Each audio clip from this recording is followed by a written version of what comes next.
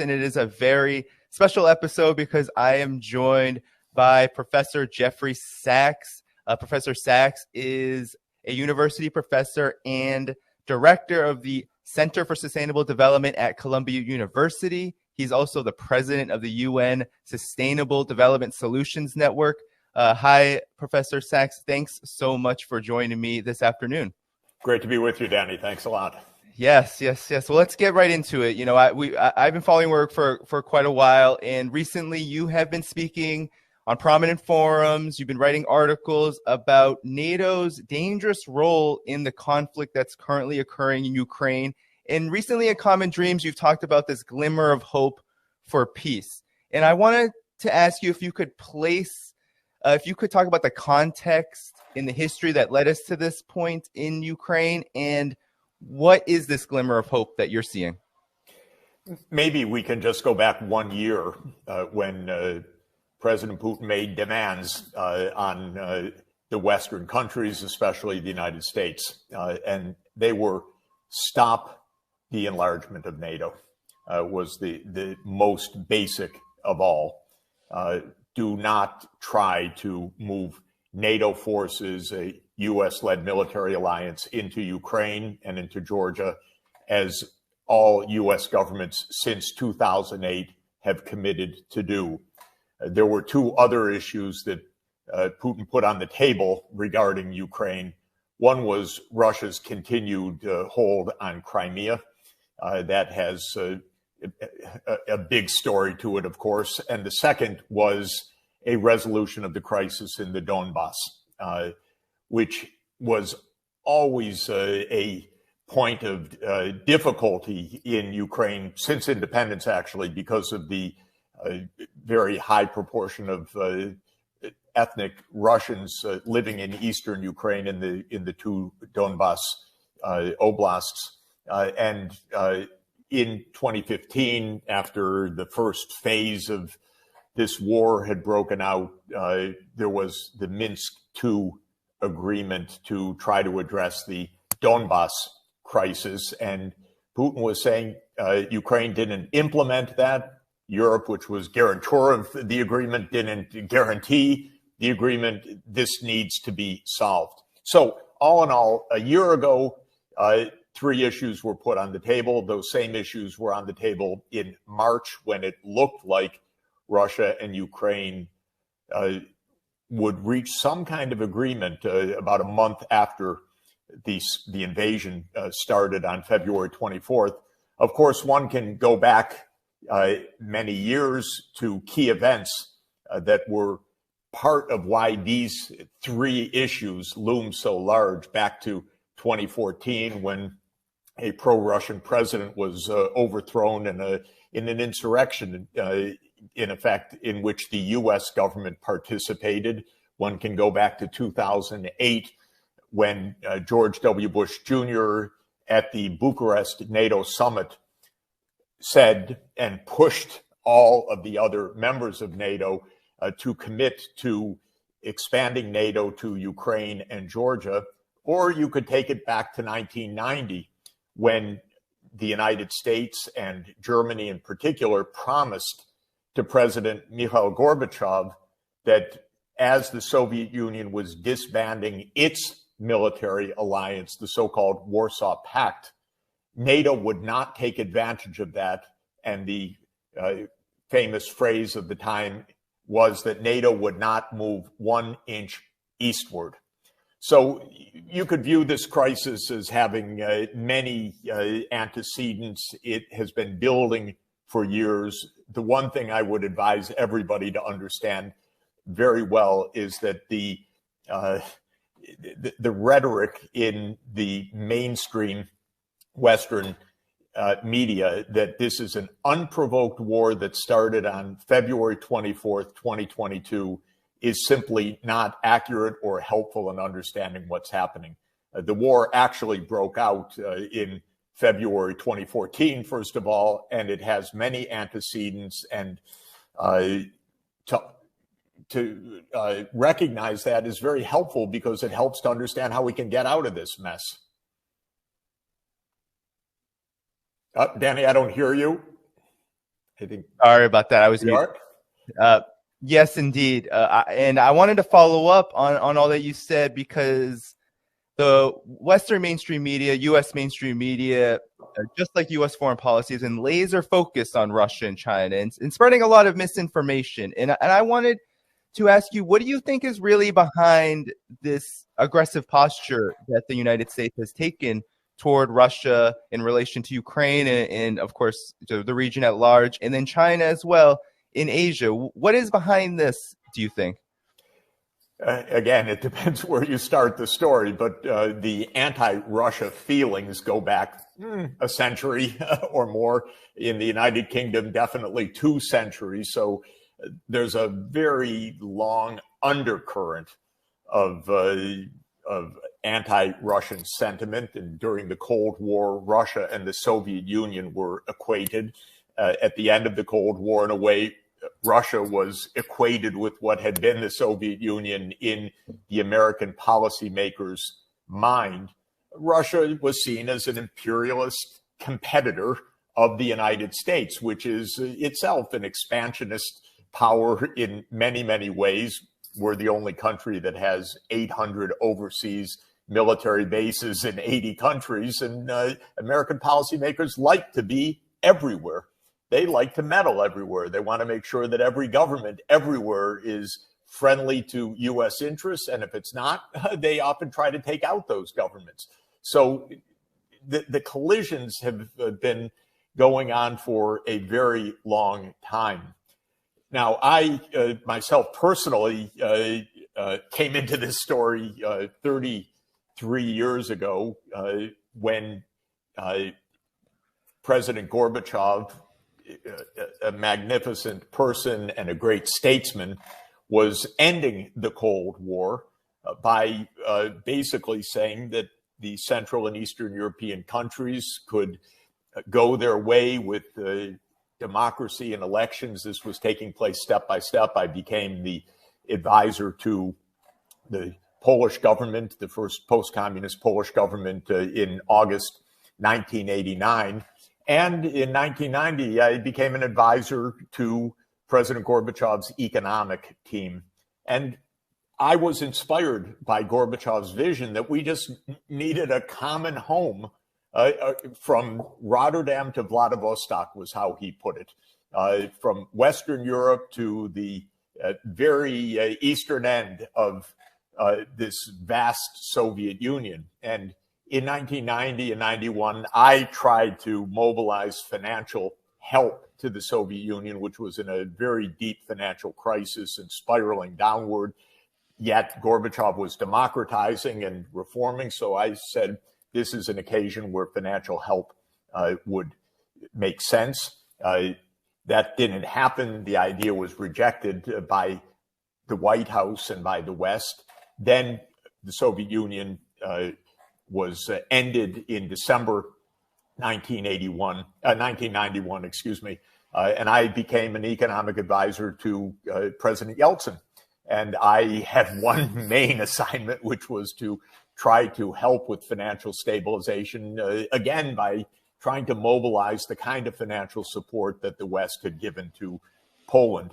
But I discovered, to my great consternation, the White House wasn't interested in helping Russia at the time. The White House was interested in a new unipolar world. It wasn't interested in accommodation. Of course, there were different factions and forces at work in U.S. foreign policy, but this is really the rise of the neoconservatives. The neoconservatives are the group that ideologically believes that the United States should basically predominate in every region of the world.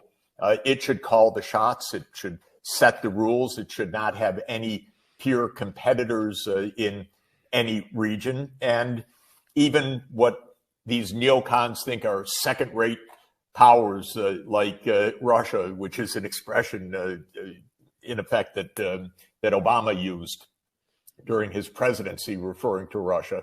They don't want those competitors. And what we're seeing right now, both vis-a-vis Russia and vis-a-vis China, is a U.S. neoconservative dominated foreign policy, which is based on the premise that if there are powerful countries that are not under the U.S. umbrella, part of NATO or part of some other U.S. alliance, and indeed that are not very friendly with the U.S.-led idea, that those countries are antagonists. So they actually are turned into enemies, not merely other countries, but enemies. And that's the process that has been underway in a kind of self-fulfilling way vis-a-vis Russia and China. With Russia, we refuse to listen to 30 years of Russia saying, please, you said NATO was not going to move. Do not move NATO. This is not consistent with our security. We don't want you on our border. You call yourself a defense alliance. We don't quite see it that way because we see how often you're trying to change regimes and meddle in other countries' politics. So whatever you call it, we have our own ideas. Please stay away from our border. We rejected that all along. Who are you to tell us not to be wherever we want to be around you? So that was on the one side. And on the other side, we're absolutely creating an enemy of China. And I've watched this very close up since really around 2015, where the U.S. policymakers suddenly got the idea that, well, China produces our iPhones and that's good. And they changed the idea to, oh, China's going to take over the world and that's bad.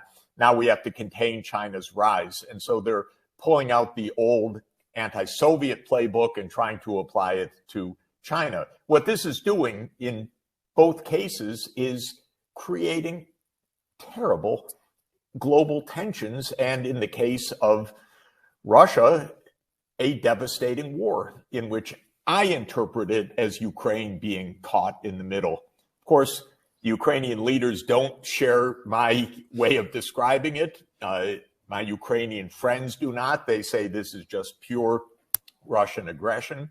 I suppose I can understand their sentiment, but I don't see it that way from a historical point of view that I have watched very closely for more than 30 years. I see one step after another where we refused to tamp down the rising direct collision course that we were on.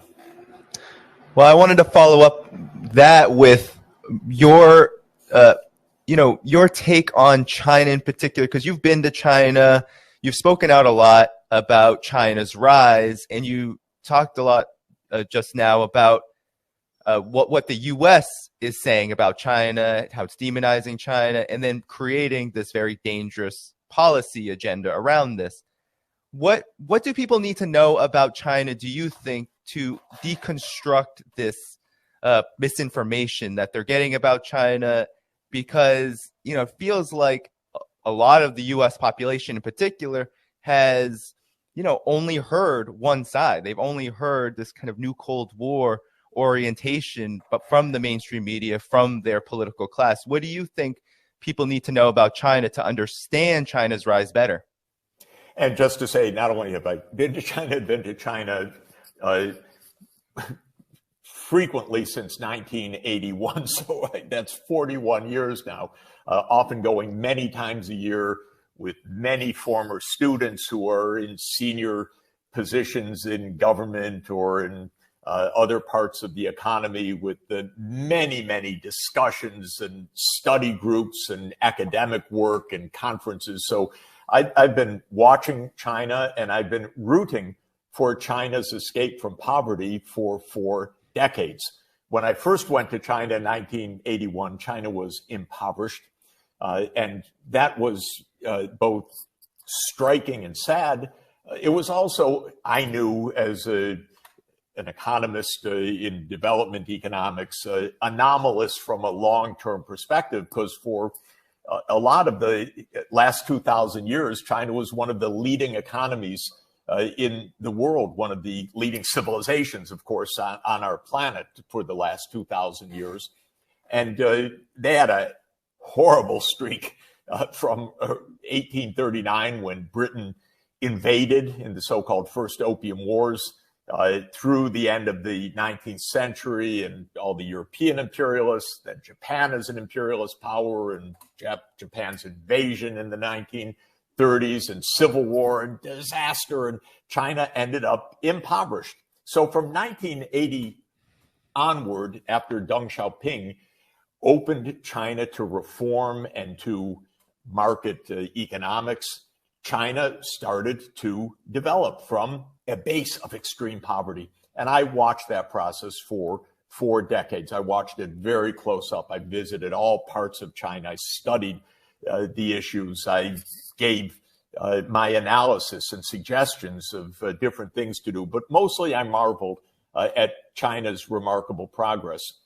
Now, China today is still a poorer country per person than the United States. But since there are 1.4 billion people in China, even though China is perhaps 1/3 of the per capita gross domestic product of the United States, measured in a particular way without getting into details, it still is a larger economy now in that measurement, because called international dollars or international prices, because it's got so many people. That's not a reason to panic. That's not a reason to say China's an enemy. I take note of the fact that in the last 40 years, while the U.S. has been nonstop in war, China hasn't had one war beyond its borders during the last 40 years. So that's the aggressive country. We've been in Iraq, in Afghanistan, trying to overthrow the Syrian government, overthrowing the Libyan government. You name it. We bombed Belgrade. There are more than well over 100 military interventions that the United States has been engaged in since 1990. I think Tufts University scholars counted about 200 distinct military interventions. China, no. But we're the ones saying China's a danger, it's going to take over the world, and so forth. And by the way, there are countless reasons to understand that's not the point. The point is not that China's going to be the new unipolar power of the world. China has a lot of domestic development issues. China, like everybody, is suffering from climate change. China's rapidly aging. China's population is going to be in significant decline in the 21st century, by the way. According to the UN data, the population by the end of this century will have declined from today's 1.4 billion people, maybe to 800 million, if basically the current fertility patterns continue to hold. The point is, we have concocted a tale of fear. We have concocted a tale that I think they call China our pacing competitor. But basically, the newspapers say China's our enemy. We get to break every rule. We say we want a rule-based order, but we just put unilateral trade policies or unilateral sanctions or unilateral export bans on technology, all in violation of basic World Trade Organization standards. And we say that's because we defend the rules-based order. I've been around this a long time. This is a kind of a game of a narrative. The underlying purpose is that American foreign policy is based on the idea that America should be the predominant power. Our foreign policy strategists believe we can't be safe unless we are the most powerful. Now, what does that say about the other 192 countries in the UN? That safety doesn't apply or shouldn't be a consideration for them? The U.S. has a strange, not the U.S., these U.S. strategists, these U.S. neocons have a very strange idea about security. They have a very strange idea about American interests. They keep getting us into wars. They keep getting us into confrontations, which are extremely dangerous.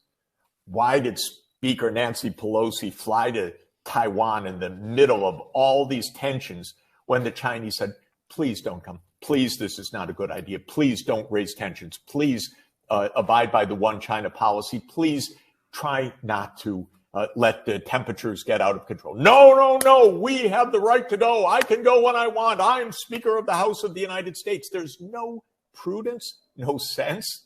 And we have a world of rising tension, by the way, which is not only a disaster for Ukraine and a threat for the world in so many ways, it's also terrible if you think maybe we should be doing something about climate change. Maybe we should be doing something about these long-term, really deep challenges. Maybe we should be helping poor people so the children can go to school or have health care.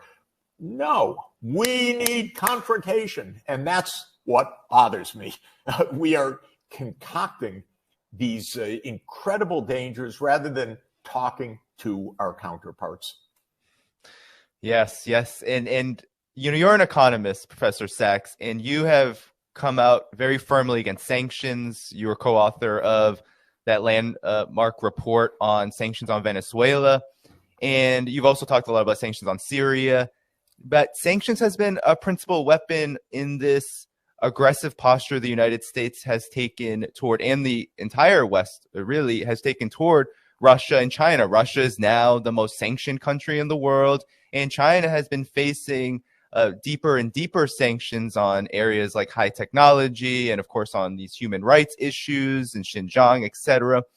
Could you talk about what are the impact of these sanctions in particular on Russia and China now, on the entire global economy? What do you see their impact as being? And yeah, I just want to know generally your take on this form of economic warfare that the U.S. is leading toward these two major powers, rising powers in the world. Well, first, just to be clear, the U.S. puts sanctions all over the place, and often it creates havoc for the countries involved.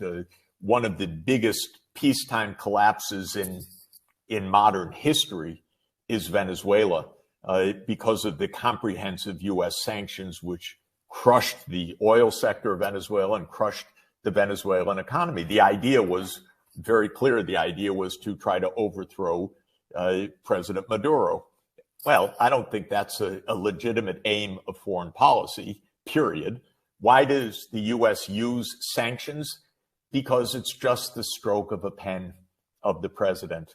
Because Congress isn't asked, the American people aren't asked, no one pays attention to this. The suffering that sanctions cause or the disruptions that they cause are not noticed. There's no direct outlays. There are no boots on the ground. So it's viewed as a freebie, but it's extraordinarily destructive. And in my understanding, with extensive discussions with international legal experts and human rights specialists, it's against international law, as it should be, because it's a unilateral action which is imposing extraordinarily high costs on others. Now, what it's doing in vis-a-vis Russia, ironically, is having a massive disruption of the world economy, probably hurting Europe. I don't know if it's right to say as much as it's hurting Russia, but a massive boomerang effect in Europe, because basically Europe traded with Russia. The United States calls it dependence on Russian energy. I call it trade. You know, it's the difference of economists and these geopolitical strategists. Europe was importing Russian natural gas and oil, and it was exporting other things to Russia. And the sanctions have broken all of that down, disrupted supply chains, directly impacting Europe, but we know also impacting the whole world. Suddenly fertilizer shortages, food price increases, incredibly volatile energy increases, big disruptions to the world natural gas markets. We've made a mess. The theory in the United States was this was going to cripple the Russian economy and end the Russia's war-making capacity. And I wrote on general principles, I have to say, not on any specific quantified model, but I wrote on general principles in the spring. Don't bet on it. These sanctions are very destructive, but they rarely have their intended outcomes. After all, we crushed the Venezuelan economy, but Maduro is there. Thank you very much. And now we're reopening relations because we want their oil suddenly. So this is typical U.S. policy. You do a huge amount of damage, you pay no attention, and you just go on. Another, by the way, set of sanctions is the United States grabbed the foreign exchange reserves of Afghanistan on the way out last year. Unbelievable. That's their foreign exchange reserves. We took their central bank's foreign exchange reserves, $8 billion, and the economy imploded. It was already in awful shape, but you can't run a country without a central bank, without foreign exchange reserves. But with the United States, hey, why not? No problem. That's typical. Right, and the humanitarian catastrophe that followed that seizure was just so intense. But I know, Professor Sachs, but no one wants to measure it, look at it, think about it, reflect on it, except you. Thank you very much for doing that. Well, thank you so much for joining me today, Professor Sachs. I know you have a hard deadline and you need to go, but thanks so much, and we'll have to talk again at some point in the future. So I appreciate I look forward your to time. that. Thanks a lot.